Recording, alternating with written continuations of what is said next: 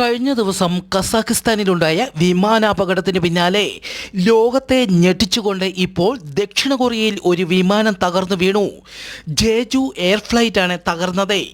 ദക്ഷിണ കൊറിയയിലെ മുവാൻ അന്താരാഷ്ട്ര വിമാനത്താവളത്തിലാണ് വിമാനം അഗ്നിഗോളമായി പൊട്ടിത്തെറിച്ചത്. വിമാനത്തിൽ 175 യാത്രക്കാർ ഉണ്ടായിരുന്നു. 28 പേർ മരിച്ചതായി സ്ഥിരീകരിച്ചു. മരണസംഖ്യ ഉയരുമെന്ന് റിപ്പോർട്ടുകൾ.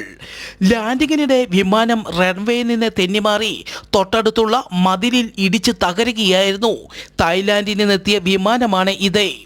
കഴിഞ്ഞ ദിവസം അസർബൈജാൻ എയർ ഫ്ലൈറ്റിന്റെ വിമാനം കസാഖിസ്ഥാനിൽ തകർന്ന് 38 പേർ മരിച്ചിരുന്നു.